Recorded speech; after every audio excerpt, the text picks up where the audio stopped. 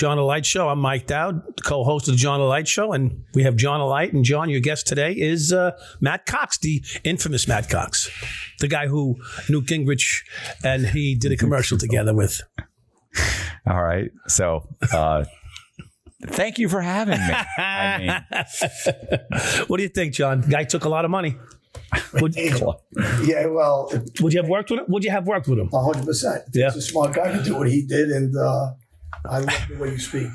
Honestly, you just throw it out there, and there's no sugarcoating anything, and you go right at it, and you're just who you are. So how'd you get on the commercial? how did that work for you? My booking agent actually saw Home Title Lock, and he said to me, hey, this Home Title Lock, like, they protect people, they monitor people against doing what you did. You want me to contact them and see if they want you to be like a spokesperson? I was like, fuck yeah, of course I do. I said, I mean, if you want to. I'm like, I don't even know how to get in touch with them. And he's like, yeah, I'll look into it. Man, like 2 hours later, he goes, okay, there's a girl named Jennifer. She's going to be sending you an email. Like, he just had it all linked up. She's within the next day, she's going to hit you up. I gave her your stuff. She'll contact you. 20 minutes later, boom, email from Jennifer. And I'm like, she's like, hey, can we set up a call? The next day, we set up a call. A month later, they're flying me out to Oklahoma to be in a commercial. Hey, Matt, can you give the people that don't know what your charges were and what you did? You give them a little override. Well, I met him from the TV too, you know. I did his. Cut me off again. I know. Well, it's a con. What do you want to do?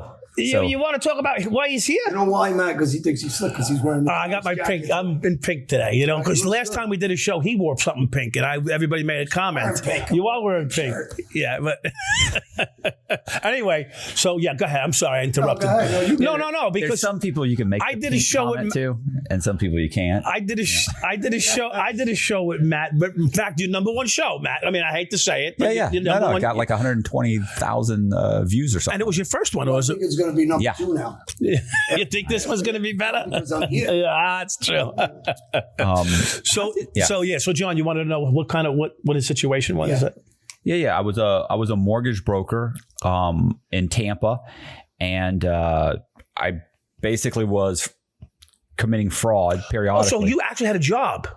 Oh, it was a real job. I didn't know. Yeah. No, I didn't know that. You didn't know? You didn't? Are you serious? I'm serious. I didn't know that. Yeah, I was a mortgage broker. I went and I was dating this chick, and she was a stripper. And so she, of course, perfect. As soon as she graduated school, she actually did put herself through college stripping. Okay. So she graduated with a degree in finance. She met a guy who owned a mortgage, a lender, at the strip club, and he offered her a job because obviously, if you own a legitimate company and you're in a strip club, you're thinking, how can I hire these strippers? They would make great salespeople. So he hires her.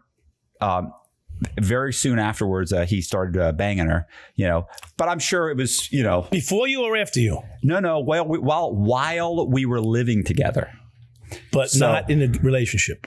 No, he was married. You and her? No, I was living with her. Oh, he starts banging my girlfriend, but I don't know this. Could you imagine? I don't know this. He's banging his girlfriend. What would you do? Ask him if I can join in. Yeah, he says, knock on the door.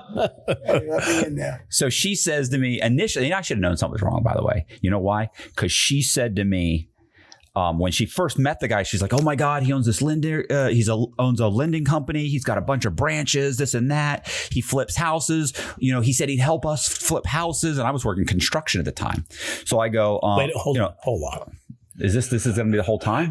This is going to be, I thought, an hour and a half. When he said it's going to be at least an hour and a half. Right. Hold on. You worked construction. Wait a second. They always write me in. Man, when he does this, don't you want You were working construction first. shoot him? They ask me. I go, nah, I'm used to it. Wait. Now we have two jobs. You did construction prior to being a mortgage broker.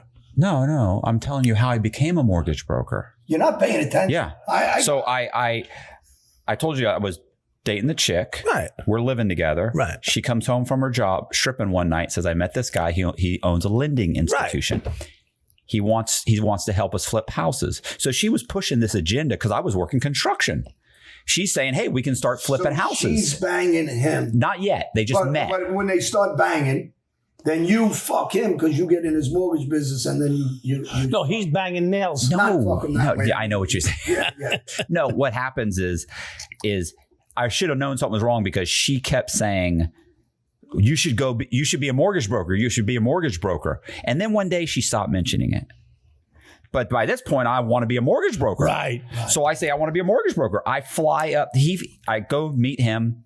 He says, okay, I'll hire you. He flies me to North Carolina. They train me. Greensboro.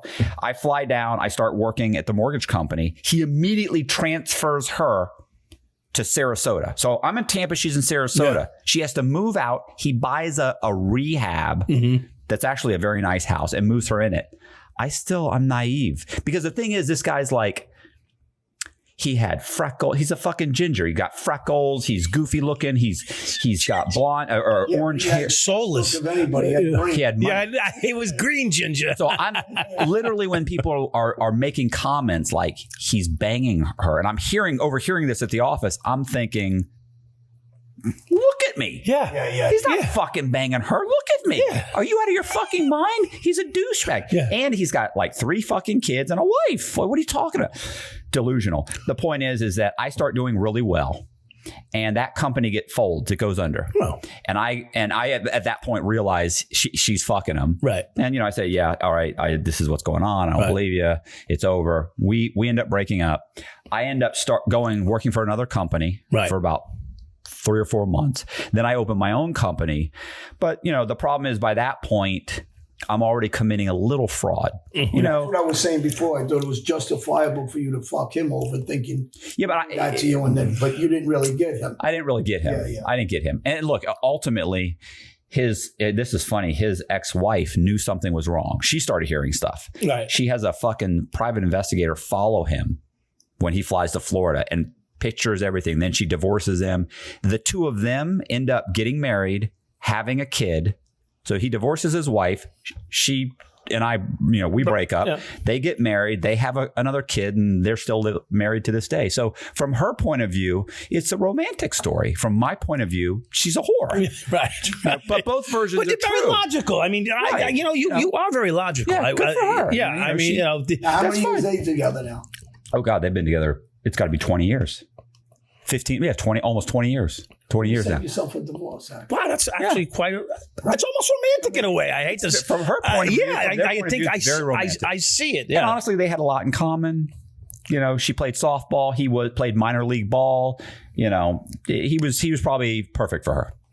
So anyway, I start committing a little bit of fraud here, just nothing. Okay, I hate to say this. Go ahead. Because there's no little bit of fraud. Right. It's black or white. But I start committing fraud to get people loans. You come in, you made $80,000 last year, but if you and you don't quite qualify for the loan for the house you want to buy, but if you made $85,000, you could get the loan. Right. So I change your W-2, I alter the document, nobody put it in, nobody catches it, it goes through, you get the loan, I get my commission. So that ends up blowing up. I start doing more and more and more. It got to the point where if you just walked in the door, you're getting a loan. Like, you have a pulse. Unless you just claim bankruptcy, I'm getting you a loan. Yeah, right. You figured out how to do it very quickly. Yeah, figured out and I kept every time. And you'll get your piece. Well, and every time you get away with a crime, you become emboldened. Yes, of course. I'm smarter than them. I'm better than them. I can do Absolutely. this. I can fix it. And then it becomes a challenge. Right. Well, that was like our lives, though, John. Yeah, right. I mean, every time you got away with you did it with a pen. I did it with a gun. I mean, still. Yeah, but wait. Did you have mortgages? Did you have homes? Yeah. Did you? Of course. How'd you get a loan? You went in with the gun? No, I went to, back in those days, it was Greenpoint Savings. Oh, okay. So I had the guys in there. Yeah. So he had a guy like me. A couple of days, I'd get $1 million. If I wanted $1.5 million, I'd pay an extra couple of points to him. Right. Like I would have, I had like drug dealers, guys who had like no job. Like, I don't even know what you do. You come in, but you've got decent credit. Right. Or maybe no credit, but you've got 20% to put down. Boom. I'm going to make up the fact that you've got a job. I'm going to make up your rental history. I'm going to make up the down payment, the bank account, everything. You need him right now. You know what me and him? Common, right? You know what? I'm a New Yorker, right? Right. But my case was based out of the Middle District of Florida, Tampa. Okay. We know what it is. This is a strict district, the strictest in the country, actually. Yeah. Yeah, they're not This fucking was a bad around. place to fuck around with fraud. That's what I'm getting at. Yeah. You should have picked another city. Yeah. Yeah. I know guys in other parts of the country where they're like, I can't believe you did any jail time at all. Or other countries are like, you would have gotten 3 years, and they would have let you do it on home confinement, which they consider incarceration. Yeah. Oh, yeah. You do it in your living room with an ankle monitor. Fucking, they're hammering you. Yeah. So, but what ended up happening was eventually I ended up getting caught. I get a charge. I get a slap on the wrist. Or slap on the hand. I get 3 years probation. But instead of saying, hey, you know what, fuck it, I'm going to start selling used cars. This didn't work out. And so I lost my mortgage company. I actually sold it to somebody else, transferred it into their name. A friend of mine was a CPA and he's running it and he's paying me. And then I kept committing fraud. So I open up a development company and I start making synthetic identities, like fake people. So I figure out how to get Social Security to issue me Social Security numbers to people that don't exist. And I would create a fake profile. I get secured credit cards, make the payments, and after like 6 months, they would have 700 credit scores. So now I've got this person who's got his own SOCH, his own date of birth, his own SOCH, his own driver's license, everything. You created someone. A fake person. Right. And then I would have that person go and buy a house for $40,000 in Ybor City. You know Ybor City? Yeah, right. Like they were shitholes back then, right? They're still shitholes, but now they're expensive. Now they're $400,000 for the same shithole. Same shit. So I'd buy a house for like $50,000 and I would record the value of the house. I'd record the sale at $200,000. Right. So that's a $200,000 sale. And so I did that where one guy's buying 5 houses, one guy's buying 6, one guy's buying 4, all different people. And so the area went from the median price of, let's say, $75,000 up to like $250,000. And then I would refinance the house, pull out $150,000, $200,000 out of each house. So each guy gets about $1 million. And then I make a few payments to let them go in foreclosure. Bank would take the house back and they just think, oh, we lent too much money on the house, and they never thought fraud. Right. So I walk away with the money. That went on for a couple of years. I got $11.5 million. And then at some point the FBI gets involved. I have a buddy that got caught in the bank. And when they grabbed him, he said, look, I don't want to go to jail. Right. I can give you a guy who's running a huge fucking scam. This was in Orlando, in Tampa. So he works with a task force. They come to arrest me, but I have a friend who's a sheriff's deputy who comes to me and says, you're going to be arrested in the next couple of days. So I take off on the run. I go off on the run. Another guy on the run. Did you got to like in Brazil and Cuba and Africa? Oh, no. No, bro, I'm scared. He ran around the block. Can't. Where'd you run? I went to Atlanta. Oh, okay. Yeah. So I went to Atlanta. I go to Atlanta. Myself a lot of headaches because I spent 2.5 years in Brazil. No, I mean, look, like, here's the thing. Everybody's like, why didn't you leave the United States? Oh, I did. I went to, I went to Italy, I went to Greece, I went to Croatia. Like, I traveled. I've traveled. I had false passports. So by that point, I'd figured out how to get the DMV to issue me driver's license, how to get the State Department to issue me false passports. I've had over 20, is it not over? I've had about 24. I got caught with 6. Yeah. 6 and another one was kind of like a passport, so 7. Well, so I actually only got caught with about 6 when they caught me, but I've had that many. Right. So I actually didn't even get caught with them. My girlfriend at the time, as soon as I got in trouble, she fucking went straight to the bank, got the safety deposit box, and went straight to the Secret Service and said, here's 6 fucking passports. I didn't know anything about them. Yeah. Like, wow. I mean, you didn't even hold out for a little bit. They're good. Like, they're good. How about a negotiation here? I waited. You're not even in trouble. Yeah, right. So I took off on the run, stole another like $3.5 to $4 million, got caught in a bank one time, talked my way out, convinced him I hadn't done anything. Yeah. They let me go. I was on the run for 3 years, and then they caught me. Eventually they caught me, and I went to prison. I got 26 years in prison. When I was in prison, and literally tried not to get to 26, gave up everybody I fucking knew. desperate to fucking give up everybody I know. You're shy about that. You're shy. Oh yeah, I'm embarrassed. I'm ready to cut everybody's fucking throat. Like at this point, everybody's cut my throat. So by this point, like the first time I got in trouble, I didn't say anything. Right. I'm like, I'll take the. They even told me, my lawyer told me, I can get your charges dropped. You haven't been indicted yet, so we can do pretrial intervention. Just go into your mortgage company and bring 5 or 6 of your most egregious files from your brokers. Give them to the FBI, work with them. I'll get you so that you won't even have to get indicted. And I was like, not doing it. Yeah, you're a tough guy. I'm not doing it. I've seen Godfather. Yeah, I'm going to keep my mouth. So, if I'd known then, I would have shown up at the weekly meeting with a dolly and said, help me get the fucking load up. Then I helped the guys load it up in the back of a truck and said, look, I'm just suggesting you guys get a lawyer, do the right thing. Right. And I'd have driven it straight to the FBI office. You should have called Mandel. Do you know who that is? No. He was one of my partners, and they caught him in a little scam. Nothing major with mortgages. Right. Then a little bit with weed.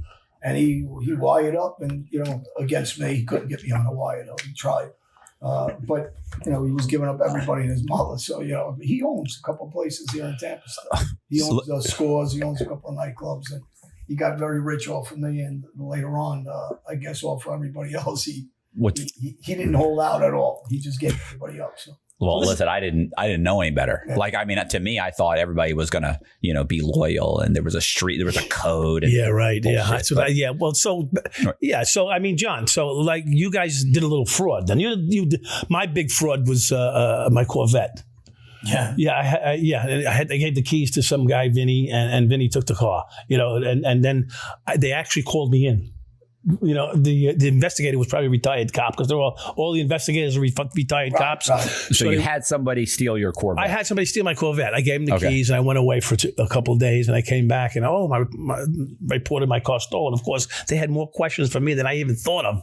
Well, how did they come from your driveway? How did they get there?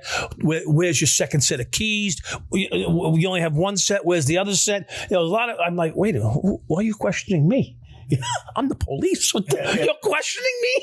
I said, just give me my money. It's like $27,000 I'm supposed to get in a check, And boy, oh boy, I tell you, of course, Kenny gave that up. Kenny's the guy from the 7-5 documentary. I don't know if you're familiar. Yeah. You're familiar I saw it. Yeah. So the 7-5 documentary, Kenny was the one who gave them. Listen, he gave. So when I was the connection to this whole situation is, and why? And listen, you got 3 guys in a room here. Yeah. How many years did you do? About 18. All right, and you did 13, and I got a 14-year sentence. I did 12 and a half. So we got a lot of. Oh, you're talking about time you actually did. Yeah. 12 and a half. It's a lot of time you did. Yeah, I'm talking about prison. Yeah. Yeah, I thought you meant, What? Vacationing. No, but between the 3 of us, there's a lot of 40 fucking. There's a lot of time. That's 43 years. There's a lot of time spent behind the pen here, But the what got us there, obviously, was what we did, and the things that we did. But with Kenny, when I was out on bail, I mean, I don't know if you know, like, did anybody ever put a wire on against you? Yeah. They did? Yeah. And you? Yeah. Oh, so I didn't know that about you. Yeah. Kenny put the wire on, and he went down the list. He must have had they must have gave him a predetermined list on who they wanted to know about. He went down the list. What about this guy? What about this guy? What about this guy? So by the time I get pinched, they know what my mother has. They know what my mother did for fucking the last 30 fucking years. So well, I'm going to tell you something. The old Days Inn on the Causeway? Yeah. I forget, they renamed the hotel there. So we used to stay there on a regular basis. Am I okay with the glasses? Yeah, very good. Actually, not just the pink. So we were there, a couple of guys. We get a suite, double room. We're in Tampa? In Tampa, right? Oh, okay. Causeway. And this is one occasion.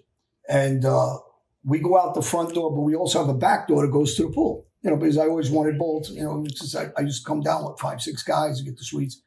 So we go out. We leave the room. And I told the guy before we left, make sure you lock that door. Make sure you check it and you lock it. So he did. We left and I forgot something. I said, hey, you know what? Make a U-turn. I got to go back. Oh, the U-turn. We go back. The U-turn. And the key won't work for the door. So I go, try it again. He goes, it won't work. I said, we went out the front door. So that bar can't be on the door. You got that bar. Yeah. So when you put the key in, if the bar's there, it won't work. So I tell one of the guys after a while, I says, go to the desk and bring the guy. So the manager comes over, he knows me. And I says, hey, the door won't open. And you can see his face. And I says, my other friend, Frankie, go around the back and see if you can get in the back door. And the back door is wide open. So they were trying to wire up my room. I was going to say. Back, and they ran out the back.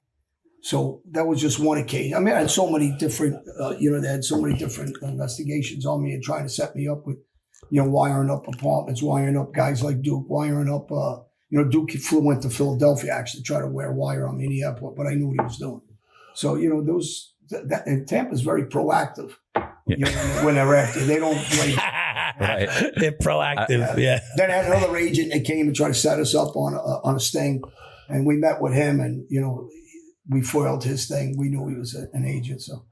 I literally, when this chick and her husband wore a wire on me, I knew in the middle of the conversation, I realized, oh my God. But what made you realize it? So, what was the key? Because there's always something. So this other mortgage company, I had run a bunch of loans through them. Right. They got busted. Right. Or they got I just knew they were being investigated by the FBI. Right. And I just refinanced this chick's house to get her like $75,000 to pay her attorney. Right. As soon as she gave him the $75,000, he said, you should turn this guy in. You should wear a wire against this guy. So she goes to the FBI. She and her husband get a wire on, and they call me up and they go, listen, can you meet us at the pizzeria down the street? I was like, yeah, sure, no problem. So I go to the pizzeria and I walk in. I'm like, hey, what's up? I sit down. And it turns out there's an agent, of course, sitting next to, I don't know that. Yeah. And this is funny because afterwards I found this, I realized what had happened. Usually it's after, I know. Well, I'm sitting there going, I said, so what's going on? She goes, look, the FBI came in, they seized all of our files, and they're asking questions about my wife at the time. They're asking questions about your wife. And I went, well, because those were little bad loans I had done. And I went, I said, fuck. And she said, so they're asking a bunch of questions like, holy shit, you didn't tell them the W-2s were fake, did you? You didn't tell them the pay stubs were fake, did you? You didn't tell them that. Like, I just fucking. Yeah, you fucked up. You fucked up. Yeah. And halfway through, I sit there and I'm like, holy shit. And I look up and the agent, which I found out later was their agent, has a piece of pizza. And you know how they put the napkin under the pizza? Yeah. He had rolled it up and he was eating the pizza and eating the napkin. And I go, excuse me, sir. Hey, I go, sir, like that. And finally, you could tell he's like trying not to look at me. Yeah. And I realized, and I now realize like he was like any idiot would go, what's up, man? Yeah. I go, yo, sir. And so they're like, what are you doing? What are you doing? Yeah, why are you? And he looks at me, he goes, like that. I said, bro, you're eating your napkin. And he goes, what? I go, you're eating your napkin, bro. And he goes, oh God, I'm sorry. Thank you. And I remember Pete, which was the husband. He's like, I guess fucking mad. and she's like, and they're all relieved. And I thought, that's weird. So that was one thing. Yeah. But then I say, okay, listen, I said, here's what you do. When you talk to the FBI, just tell them that you never actually met my wife. You tell them you never met Kayla. And they go, well, we can't lie to the FBI. And I went, what? Yeah, he slept. I go, what do you mean you can't lie to the FBI? And I said, you've been lying the whole fucking time. Yeah. They goes, what are you talking about? I said, bro, I just refinanced your fucking house using fake. They didn't know that though. They didn't know that. Right. I said, you've been using that's happened to me. Fake, I go, fake W-2s and pay stubs. I said, you're fucking lying. You're still committing fucking fraud. Yeah, right. You are. Pete stands up and he says, we've never lied to the FBI. We may not have told them everything, but we've never lied. Yes. And I remember I thought exactly what happened in my fucking situation. Almost to a T. What the fuck? Who's he talking to? And I thought, oh, fuck.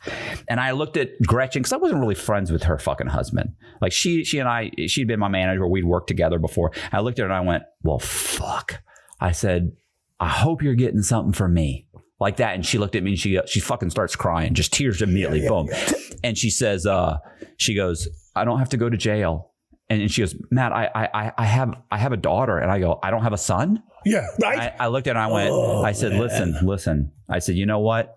I said, tell the FBI to call me on the phone. Do not come by my office because when they came to her office, she had like 6 people working for them. They all quit. Right. And I knew my fucking 12 guys. They were gone. They're all gone. They're already telling me not to talk to her. Right. When you're in that position, everybody abandons you. So when my investigation started down here in Tampa, I had a parking company that was a multi-million-dollar company.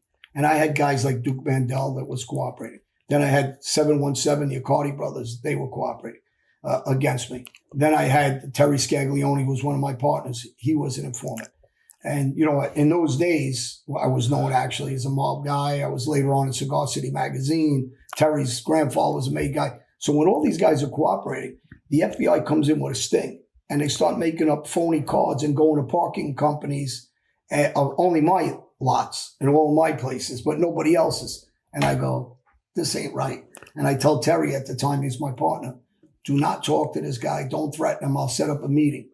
So I set up a meeting for him to meet us at the Causeway, at the restaurant, the Causeway. Remember the restaurant on the left? I forget what it was called. Right before... Gators? Not Gators. What is that restaurant that was there for years? There was like the Sandy Pelican, wasn't there? It was right before those 2 places that were there that were popular. Whatever. I'm thinking Scarlett's. It was a little restaurant where you pull up. It was right on the water. Anyway, we meet there, and he comes with this woman, and I get them drinking. And when he goes to the bathroom, I ask her about 5, 6 questions.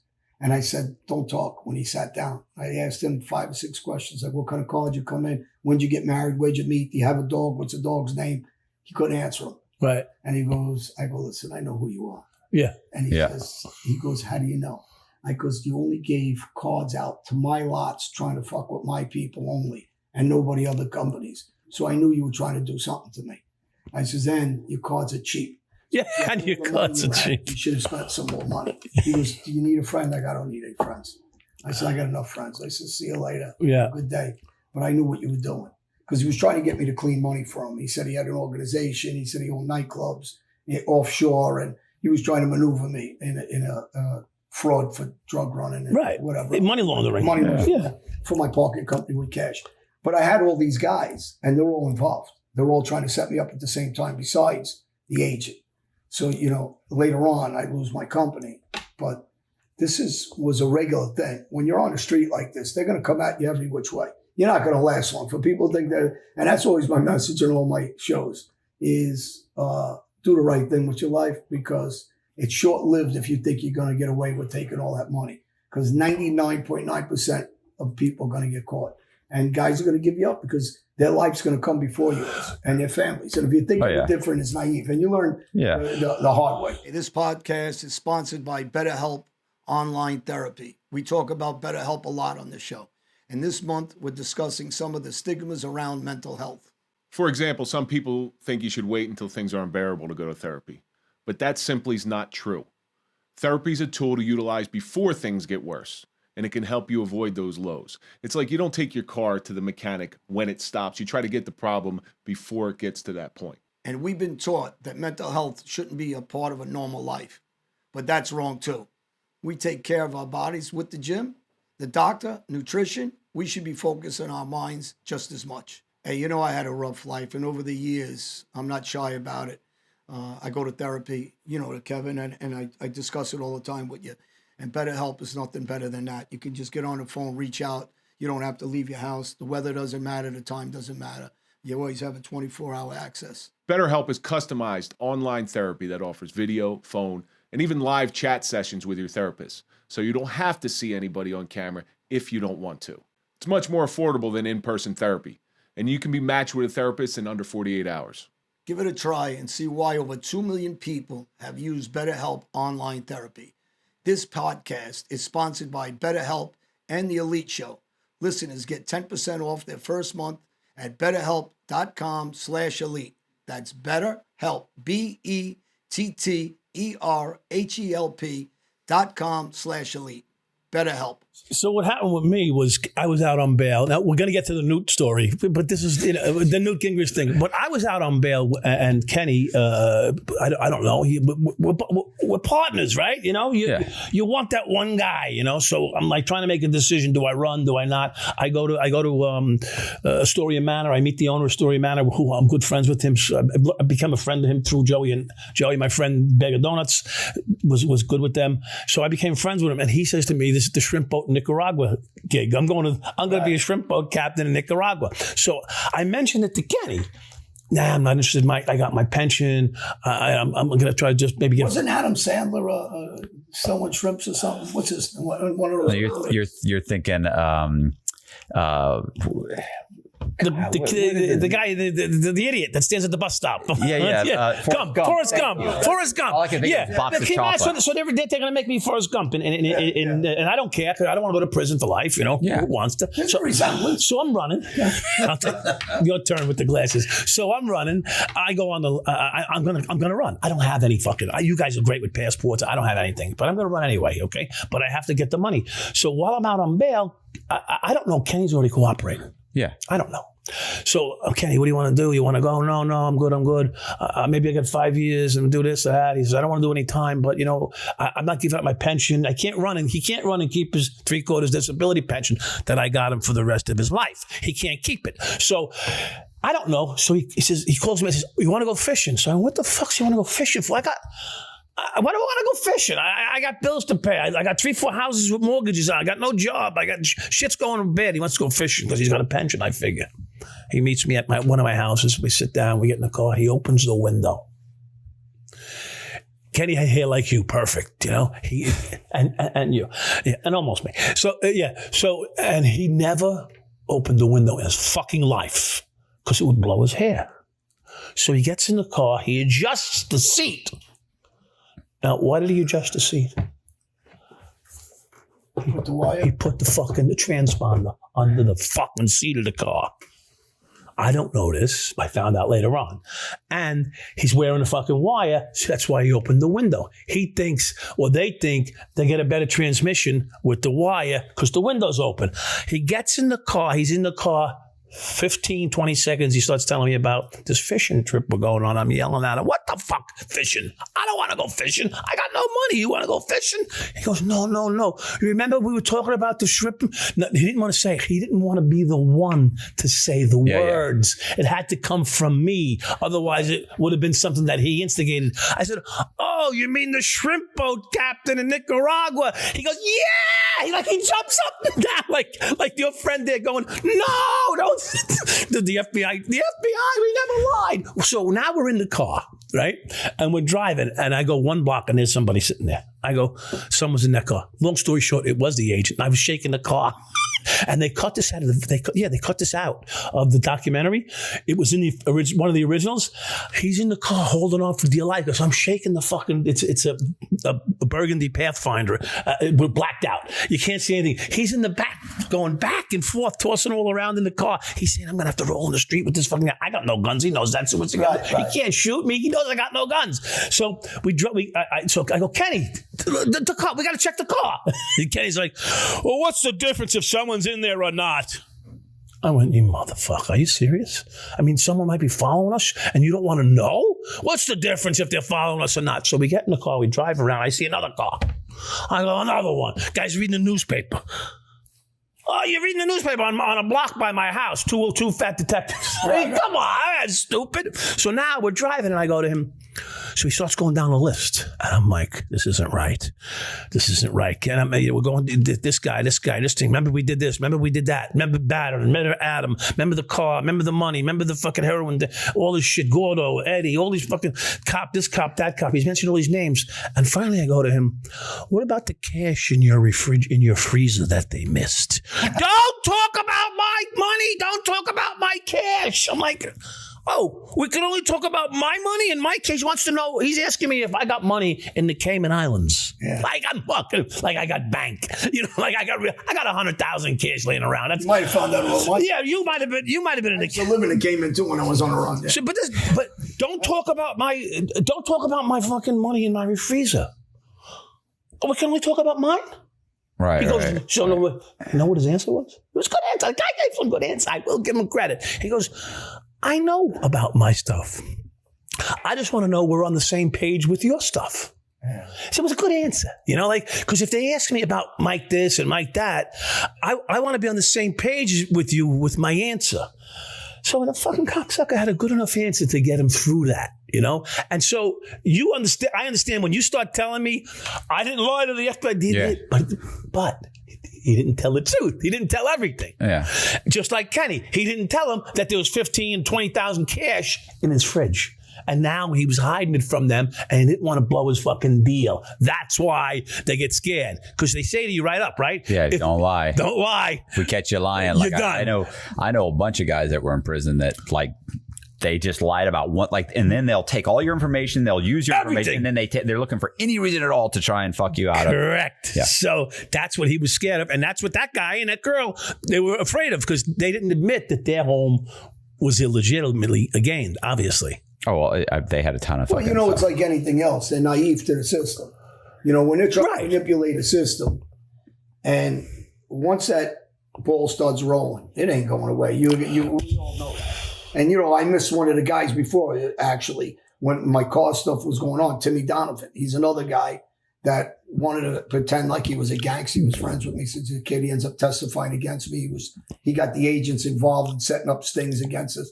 And then he testified in other trials, 4 guys against guys. And, you know, he's been an informant for a while. But he was one of these guys that was maneuvering on the street. And when he gets jammed up, he thinks he can back up and just give everybody up. And then they find out the hard way that, you know, you're going to lie, you're going to be fucked too. But, you know, he went forward and testified against me and some other guys. And he ends up getting out from under it. And he ran out of Tampa. But once this system starts on you, you're doing something, whether you're a gangster, whether you're mortgage fraud, whether you're an ex-cop, or, you know, people that are out on the street don't understand.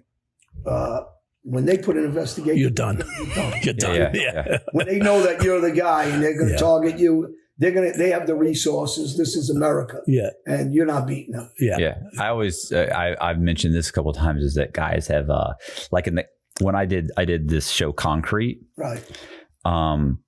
Did you podcast kid? Yeah. Interesting guy. Danny. Interesting guy. Yeah. Yeah. So I did Concrete, and like I got a ton of people that were reaching out to me. You know, they track me through Instagram and Facebook and shit and Messenger, and start being like, "Hey, bro, can I talk to you?" Yeah. I go, you know, like. I'll help you commit your fraud again. Like, can you coach me on how to do it? And I'll walk in the bank and I'll this. Yeah. And I'm always like, bro, I'm not going back to fucking prison. And you know, no, bro, I already do credit card fraud, but I'm not at your level. I'm like, I'm not interested, bro. I'm just happy to be able to turn the fucking TV. Okay. My own click. Yeah. My own fucking channel changer. I had one guy that was communicating with me, right, from New York. Right. Hey man, I've been in trouble before. I know, like, never asked me anything. Just like, hey, just wanted to reach out and say, if you ever need anything, like, I'm here for you. If you ever come to fucking New York, like, I've watched your shit a bunch of times. I've watched you on a couple podcasts. You're a pretty cool guy. I like you, like how you're honest. Just real cool. Right. But he'd heard me talk about how guys keep reaching out to me, asking me to help them commit fraud. Right. So he didn't say anything. So he never mentioned it. This went on for 6 months. One day he says, hey, my girlfriend's in Tampa. I'm flying down there to, like, I've never heard about the girlfriend, but I was like, he's like, I was wondering if you wouldn't mind grabbing some Starbucks coffee. Yeah, I know you like coffee. I said, yeah, all right. Yeah. So he flies down. We've all met people in that, that way. On social media, we meet people. Whatever. Yeah. I mean, I'm not scared. You scared? No, there's a Starbucks next to the fucking. Well, it's good for your business when you network. You know, whatever. Well, yeah, and I've got to go there. It's right next to the art store. I'm talking about. Yeah, no, legit. It's right next to the art place. Right. Yeah. Yeah, no problem. So I go and he comes and we have we drink some coffee and I sit down and we're 2 minutes in the conversation and he's like, yeah, I own in Manhattan, he owns a hair salon. Mm-hmm. He's like, I've owned it for this long. My dad owned it. We have a long lease. We have this. Then my dad died. I this. I that. So he goes on and on. Right. And I'm like, okay, cool. He said, yeah, you know, the lease is coming up and this, and I don't want to stay in Manhattan anymore. I'd like to get rid of it. I'd like to come down here. He is, you know, but the problem is, you know, money.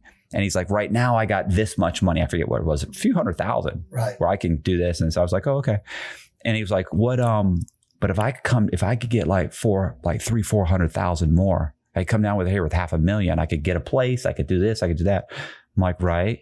He said, so I want to let you know, I told you I was in jail, right? I didn't give nobody up. I'm like, okay. And I'm thinking, yeah, you did 3 years in a fucking state prison, or a state fucking medium security prison. Yeah. It wasn't that. Okay. Yeah. But he's like, I didn't give anybody, and plus the kind of people, he couldn't give up the kind of people, you know what I'm saying? And they were family members and shit. Like, you're not giving up your mom. Yeah. You know, so it's like, okay. And I'm like, right. He's like, so I want you to know I'm a solid guy. I'm like, okay. Yeah. And he goes, like, if you could help me, he's like, I'll go in the fucking bank. I'll do everything that you don't have to be on film. And I'm like, I go, so I let him make his pitch. Right. And I look at him, I went, okay. I said, first of all, I said, you don't have the skill set to figure this out. Secondly, because he wanted me to spend a week with me and have me teach him. Right. I said, no. I go, so I'd have to be involved. That's cool, bro. Like, I'll split everything with you. I said, I understand. I said, I appreciate that. I said, so if I was willing to teach you everything that I know, get you up to a point where you could do it yourself, or if I was willing to set the whole thing up and you're a crash test dummy, you walk in the bank, you come out. He goes, right. I said, what the fuck do I need you for? Yeah. Right. I said, why would I split anything with? Why would I get a co-defendant that can turn on me? No, I wouldn't do that, bro. I said, here's the thing. I said, you don't have to. You'll fuck up along the way. Your life. You'll tell somebody. You'll get caught. I said, and you don't have to tell anybody. You've already got me indicted. Right. Your cell phone has text messages. Yeah. You now flew down here. They have the I said they have satellite images GPS. Of you making your calls. I said, I'm in here. I said, I'm in your phone. Global positioning. We're here today. We've Same both time. Been texting. Yes. We're done. Yeah. I said, I don't ever have to say anything. I said, do you know how hard it is for them to indict me? Mr. Cox and this guy were in the same place at the same time. This guy 2 months later got $1 million and walked away. Right. And we caught him 4 months later when he told his girlfriend. I said, so they're going to, I said, even if you said he had nothing to do with it, I said, they're going to say that to the grand jury. I'm getting indicted. Doesn't matter. You'll get indicted. When I go to trial, because I wouldn't testify you at trial. I said, doesn't matter. I can't get on the stand because they're going to say, Mr. Cox, how many times have you been in prison? How many times have you been charged? How many of this? How many of that? I said, I'm done. Right. So I said, they'll get 3 guys from the fucking jail to say that I was involved. Of course. They'll stand up. The jury's like, he's been indicted. He won't take the fucking stand. He's all this. We can see the communications. We can see the guy fly down. Right. These 3 guys say he did it. Done. Mr. Cox, he'll probably just get probation. I said, and the judge will give me 30 fucking years and I'll never see the light of day again. Right. I said, and you don't have to cooperate. Right. I said, that's the position I'm in. I said, so I appreciate you coming down, and I'm so sorry that you had to fly down here to hear this. I could have told you on a fucking phone call. And I got up and I got my car and I left. Yeah. Because I'm done. Yeah. If the DEA came to me right now and said, we just indicted you on a 10-kilo conspiracy, I've never seen cocaine in my life. You know what I'd say? Can I get a deal? I mean, can I work something out? Like, I'm done. I know. There's nothing I can do. Right. There's nothing you can do. You go. I'm like, I already know you got me. Can I get 3 years? Yeah. Can you put me here so that my girlfriend can go visit me while she hangs out? While she's I mean, whilst we hope. Right. For the 6 months that she stays on the phone until she finally gets tired of me saying money on my books. I love you. I love you. Money on my books. God, I feel bad. I always felt bad for those guys on the phone. Like Saturday morning. Where the fuck were you last night? Yeah. Where the fuck did you I joke about everybody on Friday night. Everybody run after we go through count. They run for the phone. Yes. And especially back in the old days in McKean, so because you had late night. Yeah.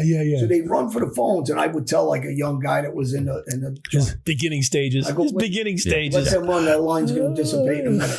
Nobody's answering. Their families all do the same thing. Yeah. I went to sleep. The baby was sleeping. I turned the ringer off. Blah blah blah. Yeah. And they know everybody knows 3/4 or 9/10 of a bullshit. Right. So the next morning they wake up at the crack of dawn, run out, break the door, and they call the house like he said, and they start yelling, "Where were you? I know you were out." You know, and it is what it is. Listen, you can't blame them. They ain't gonna stop their lives while everybody's in jail. Yep. So they're around for the good times. They go for the ride. As soon as the ride ends, everybody's skirting out on you or testifying against you. Just the way it works. I showed up at Mariana. This makes me feel. I show up at Mariana. Now I've been in New York for 2 years, right? I get shipped to Mariana, and I meet this guy. His name was Stanislopoulos, whatever. A nice kid from New York. He's funny because he had a flat ass and he was a hairy Greek guy, so he had hair from here to down to his feet. He could be naked and he looked like he had a cover on. Anyway, so he says. He says they broke him in prison. They said to him, and I'm not going to say that exactly what they said. Just picture right now, she's taking a massive dick, right now, and you're sitting here in prison worried about it. Just hold on. It's happening right now. You need to picture that happening right now, because for the next 18-year sentence he got, you know, you got to remember, you're done. You're not home. You're not hitting it. It's getting taken care of without you. He said, this is him. I wanted to kill this guy that he told me that this woman I loved, that I got 18 years and she's going to hang on by me. He said, I wanted to kill him, but the guy was too big, so I couldn't do anything to him. He said, I sat there and thought about it. He says, for about 2-3 weeks. He said, then I realized nothing I can do. You know, I was in Hillsborough, right? I'm sitting in a block.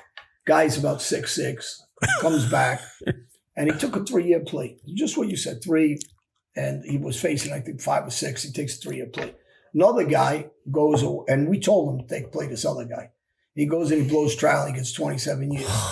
So he's crying, right? He comes back, you know, can't blame the guy, right? Yeah. He's crying, it's normal. We're human, even though gangsters are human. I cried like a small child. Yeah. And I seen the other guy, and he starts telling him, oh, man, stop being a punk, man. Take it on the chin. And so the other guy says, I should have cooperated. Now he says it straight out. Everybody's sitting there. So he goes, what'd you say, man? I'm a soldier. Don't talk like that. And then he says to him, oh, shit, you're a soldier. You got 3 years. Yeah. You're a soldier 3 years. Yeah. He goes, I'm 40 years old. I got 27 years. My life's over now. Yeah. Yeah, So you're done. You know, and it's funny is because you said it before, and for the naive kids that are out there, the guy that's going to get 30 years, 27 years, 35 years, and you got this dummy talking about 3 years. Well, who can't do 3 years? Yeah, skid bit. You know, 3 years, of course you're going to be a soldier. Talk that shit when you're facing that 3 years. Because, you know, they all talk that. Yeah, they're all And killers. then until that time comes. And then that time comes and they're seeing everybody turning on them. And they're getting 30 and all their friends are giving them up. And, you know, the usual. Everybody's saving themselves and they're giving you up. Then the reality comes in. What do I do now? Because the reality is... It comes to all of us. It comes to all of us at some point. Gave me up. I Yeah. just named another guy, Mike Mallon. I can name them all. Just that this is just the Tampa guys that were giving me up. You know, I had dozens of guys coming in, including a guard from a prison that tried to set me up on a telephone that was working with us. So, you know, you're going to get everybody and their mother running in to try to save themselves and go against you. That's just the way it is. And the guys that do stand, you said it earlier a little bit and you stopped short. Guys that talk, some of them are never offered to talk. Right. There is no deal for them. Right. Because they don't know anything. Because of maybe it's a bad crime. They killed a kid or killed a woman or something. So they're not going to offer them anything. Or they're not big enough. It's just for them to ask them for anything. So those are the guys that, you know, so when people say the jails are full of guys, but 3/4 or 9/10 of them or 99% of them would talk or are talking. Or, If they had someone to give up. Right. Yeah. And guys really don't, that ain't true. Yeah, it is true. If you know anybody in this life, it's true. Yeah. And I've said it over and over. You know, you talk about mob because I was involved in a mob. Every mob boss and every crew was ratted. Everyone. Yeah. So so Johnny, another thing, and the guys that haven't ratted were working with the FBI, many of them, for years. Is this true? Yeah, I mean, this is what we've come to know. Yeah. Right? I mean, you've heard about some of the stories. Mob boss so-and-so, he was giving information to the FBI for years so he could run his own crew without problem. Well, you know, this was Whitey Bulger. Right, right. This was Joe Messina. When he got caught, he wore a wire. And his whole crew, captains down, were all talking. What about Chapo and Mayo? Yeah. I don't know about Chapo. What about him? Chapo and Meyer were giving information to the DEA in Mexico for like a decade on the other cartels. The rivals, yeah. On their rivals. Yeah, I've gotten that information. Right. It's a movie, right? Yeah. It's a fantasy. It's a movie. Everybody loves it. But the part they leave out is every outfit is working with law enforcement on the street, giving up the other outfit. Yep. They're dropping dimes on them. So Prohibition, if you watch it, this is what went on. So they could catch their load. So what is that? Is that considered a rat? It's not a rat. You know, just they always. It's dumb word what people use is ridiculous. Yeah. It's what was the guy? Big Herc. Yeah. Big Herc is I did his channel. Oh, did you? my God, bro, are you serious? Oh, I know when you have it because of what you said, right? You said, Yeah, in the middle, like this guy I fucking contact. Hey, by the way, such and such, I'm going to be in LA. I don't know if you want me. Absolutely, yeah. I said, do you need to? You want to talk to me or anything? And, no, I know your story. I know that. Okay, cool. He knows my story. We're good. I get there. He comes in. They sit down. We start talking. And he's like, yeah, this and that. And I should have known when I started telling my story. I said, yeah. I said, so they caught my buddy who was actually my best friend. right. The second time, like the one people wore a wire, and he's like, oh man. I was like, yeah. Well, anyway, they did what they did. It's fine. They got kids. That's fine. And he kind of like looked at me. I keep going. Yeah. Then I get to where my buddy got caught in Orlando and told on me. And I said, he is fuck your best fucking friend. And I went, yeah, well, he's got a daughter. I said, he did what he did, whatever. And he's like, and you see it in his face, and I'm starting to realize. I think I saw this from you. I argue with him. This. Yeah. I'm looking at him thinking. I remember. I'm starting thinking, I don't think he does know my story. And then when I get to the point where then they give me, boom. Just straight out said. Oh, yeah, 26 years. Oh, I knew because by that point, I'm ready for the fucking shock value. Oh, yeah. Then boom, I said, yeah, they give me I said, they catch me, I said, and they give me 26 years. And he's like, 26 years. You could see it in his face. And I went, oh, yeah. I said, bro, and trust me. I said, like, my lawyer told me to cooperate. I said, and he goes, like that. Yeah. I said, oh, no. I fucking tried. I fucking was ready to cut everybody's throat. Yeah. And he was like, I realize, you don't know my story. I start, bam, bam. Here's what you don't see. The card filled up. So he had to they cut the card and they cut the thing. He stands up and walks around the room. Yeah. He's like, I got this fucking rat in my house. Furious. He's furious. And I realized this guy's huge. Yeah. His cameraman, who's also, he told me they'd both been in the fucking in the pen. Right. He's done state time. He's fucking covered in tattoos. Yeah. And I'm looking at him thinking, I'm in a hotel room with these two fucking maniacs in the middle of COVID. The place is empty. Like, this could go bad for me. Yes, this could go bad. So instead of, I start arguing back. Yeah. But instead of really going in hard, like being a real dick, because I've had these conversations where I've just tried to, where the guy ends up just looking like I just make you. You annihilate him. You're an idiot. Yeah. Like just telling him you're a fucking, I know. But I realize I got nobody here. He's got no backup right now. No one can call 911 for you. Yeah.